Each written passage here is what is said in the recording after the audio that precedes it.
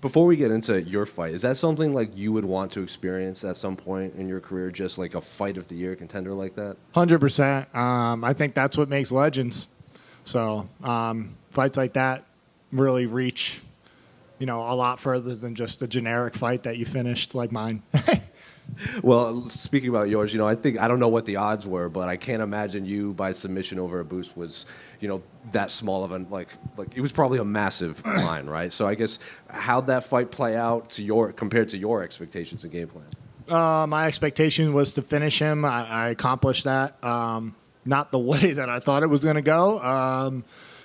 I said in a couple of the other interviews, my mind was so sharp this week. I felt good. I did all the work. We knew that I was physically prepared, the best I ever have been. But for whatever reason, man, I don't know if it was the rehydration.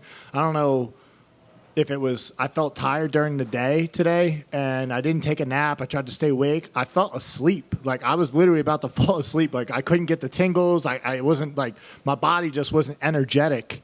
I felt flat. At the shakeout, it felt amazing. After that, I just felt flat. I don't know what it was. But after a boost, whooped my ass in the first round, I woke up and my coaches got my ass about what I needed to do. And I noticed on my own, obviously, at the end of the first round that Abus was definitely breathing. I could hear it.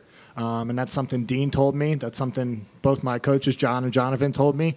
And, I knew I was going to start putting on the pressure. I woke up after that. So that first round was more... Do you think it was more of how you were feeling compared to like what Abus was doing?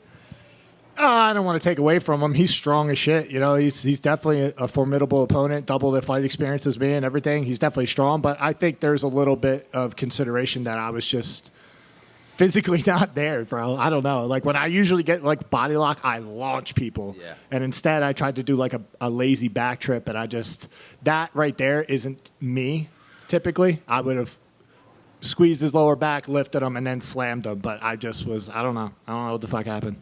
You made a pretty clear media day that you asked for this for Abus specifically. So I'm sure you had him scouted out in there. But to actually be in there, was he better than you thought, or was it something surprised you in there for you, especially in that first round? He was stronger than I thought as far as grappling goes, but he wasn't as good as I thought skill-wise in grappling. So he was stronger than I thought he was going to be, but like skill on the ground, like technique-wise? Like, he didn't land any hard shots on me. I didn't take any damage. I was pretty safe, pretty protected. Like, I was never in like real danger. He got that little thing where he tried to squeeze my head. It was uncomfortable, but I was never in danger.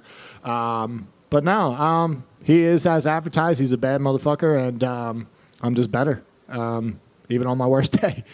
Well, like we also talked about at Media Day, pretty much the top 5 is the only people that have beaten Abus, Strickland and Carvalho. So I guess, where do you think you fit into this division? Because for all this talk we have about, you having the hardest recorded punch at middleweight, now you're submitting guys in there. So where do you think you fit into this middleweight division right now? So here's the thing. I have always had good jiu-jitsu. I just don't like to do jiu-jitsu. My coaches will tell you the same thing. I'd rather stand and bang. I'm a live by the sword, die by the sword kind of guy. And, I should start using it a little more. But, again, I talked to Sean Brady on the phone, too, with a little FaceTime, like his little, hype, like, hey, go whip his ass type thing. And he was like, dude, you have good grappling. Like, Sean has to work really hard against me, and he beats my ass, right? But, I have good grappling and all those things. I got to use it. Well, it seems the top 5 of the division is very grappling heavy. So, Hamzat, RDR, Brandon Allen, and even Fluffy. So I guess you're going to have to use that in there. So are you confident in your abilities against the elite of the elite up there? 100%, brother. The only person that's taken me down to UFC was Jack in the 5th round, and I wasn't who I am now then. And that's just, I'll leave it at that. And I had a bunch of things going on and going into that fight, and it is what it is. So I look forward to fighting the grapplers more than the strikers, trust me. Thank you. Just one for me. I heard that you had a pretty long conversation with Dana after the fight outside the ring. Were you asking about the White House card, or what were you guys chatting about?